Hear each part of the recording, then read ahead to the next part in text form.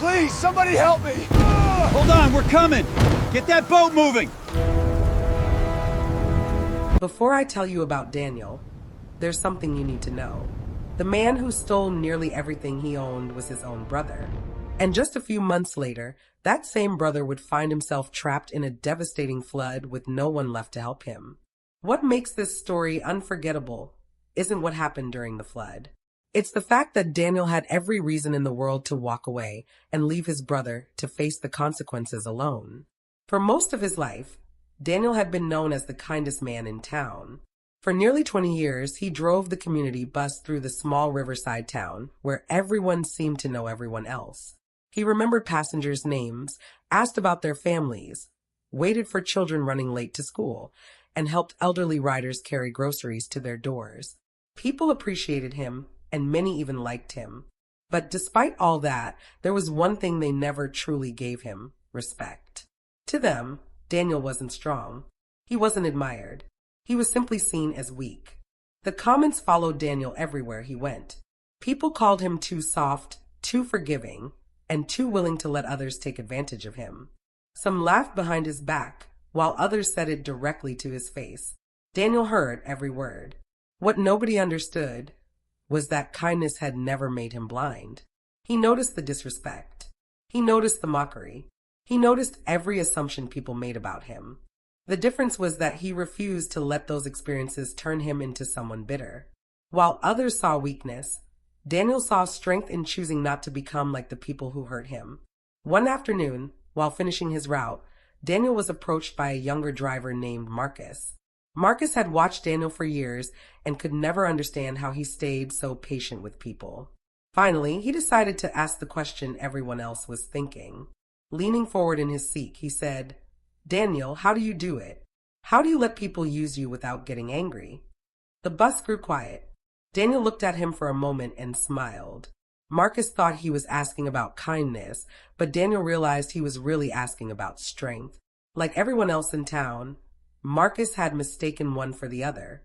Marcus expected Daniel to defend himself or explain why he chose to be so forgiving. Instead, Daniel surprised him. He stared out through the windshield for a moment before quietly saying, "Sometimes it hurts."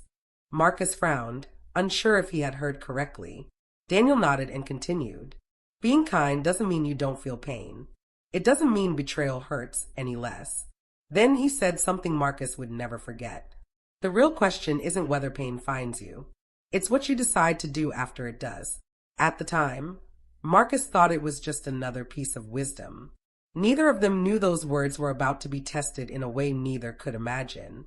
A few weeks later, Daniel's younger brother Samuel returned to town with what sounded like an incredible opportunity. Samuel spoke confidently about a business venture he was starting and explained how it could change both of their lives. He painted a picture of financial freedom, stability, and a future where neither of them would have to struggle anymore. Daniel listened carefully. He had always been cautious with money and rarely took risks. But Samuel wasn't a stranger asking for trust. He was family, and sometimes the people we trust most are the ones who lower our defenses without us even realizing it. The more Samuel explained the opportunity, the more convincing it seemed. The numbers made sense. The plan sounded realistic. Every question Daniel asked was answered with confidence. For the first time in years, Daniel allowed himself to imagine a different future. He pictured fewer long shifts, fewer financial worries, and more freedom to enjoy life. It felt like a chance he might never get again. After weeks of consideration, Daniel made a decision. He invested everything he had spent years saving. Every dollar, every sacrifice, every dream he had carefully built over time.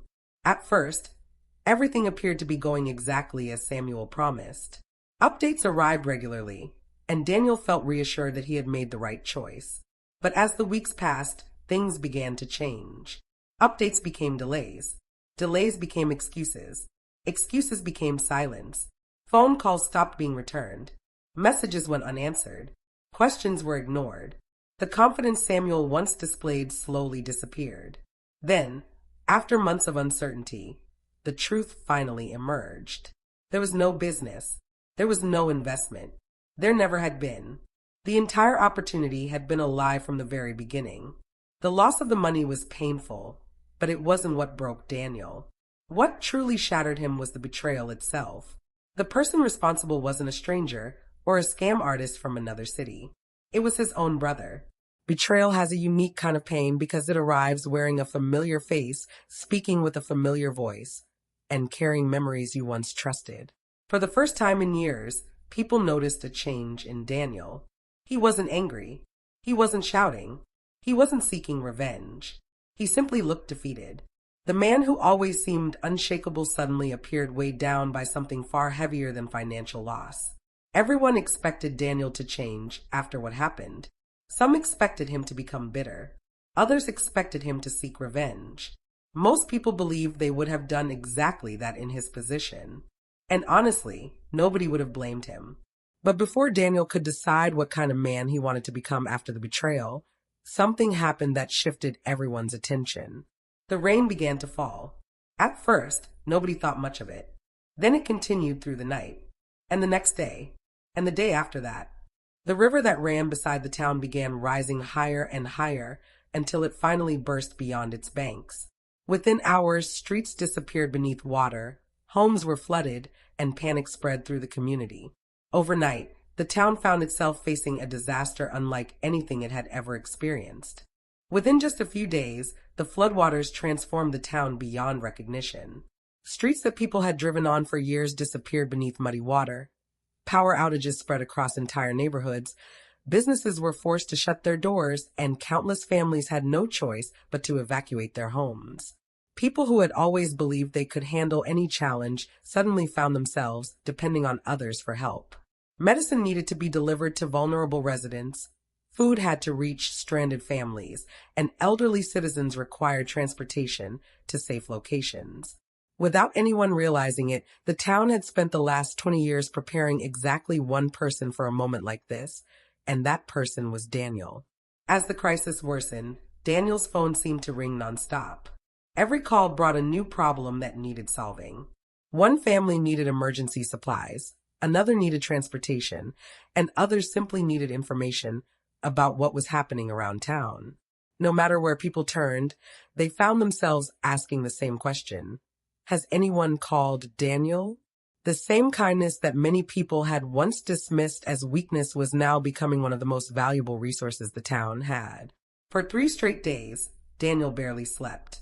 He spent his time driving rescue routes through flooded areas, delivering medication to those who couldn't leave their homes, helping stranded families reach safety, and coordinating volunteers who wanted to assist with relief efforts.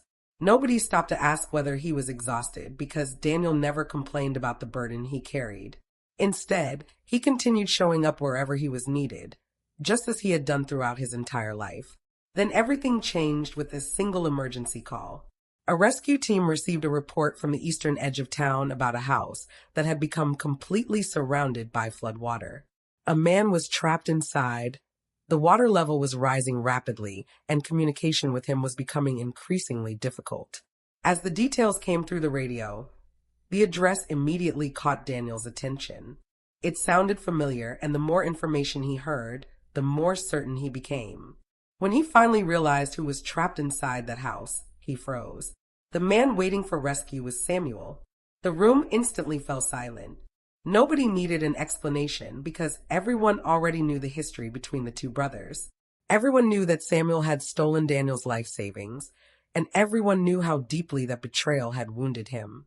Marcus looked directly at Daniel, while the rest of the volunteers exchanged uneasy glances. Although nobody said a word, the same thought was running through everyone's mind. Surely someone else would handle this rescue. Surely Daniel would not be the one asked to save the man who had nearly destroyed his life. For several long seconds, Daniel remained completely still. The sound of rain pounding against the roof filled the room, while the radio continued to crackle with updates. Meanwhile, the water around Samuel's house kept rising. In that moment, every painful memory came rushing back. He remembered the lies, the betrayal, the humiliation, and the countless sleepless nights spent wondering how someone he trusted so deeply could hurt him so badly. Years of trust had been shattered by one person's actions. And for the first time since it all happened, Daniel was faced with a choice that would define the kind of man he truly was. Nobody would have blamed Daniel if he had refused to go. Not a single person in that room would have judged him for walking away. If he chose not to help Samuel, people would understand. If he decided never to speak to his brother again, people would understand that too. Marcus waited quietly. The volunteers waited nervously, and it felt as though the entire town was holding its breath. Then, without saying a word, Daniel stood up, reached for his jacket, and began walking toward the door. The rescue itself was incredibly dangerous. Floodwaters surged through the streets with tremendous force. Debris slammed into buildings, and visibility was so poor that it was difficult to see more than a short distance ahead. Despite the risks, Daniel continued moving forward. When he finally reached the house, he discovered Samuel trapped on the second floor, terrified and completely alone. Samuel had convinced himself that nobody was coming for him. But the moment he saw Daniel standing there, he broke down in tears. Samuel could barely bring himself to make eye contact. His voice trembled as he whispered, "I'm sorry. I don't deserve this." Daniel helped him into the rescue boat, while rain continued falling around them. For several moments, neither brother spoke. The silence carried years of pain, regret, and unanswered questions.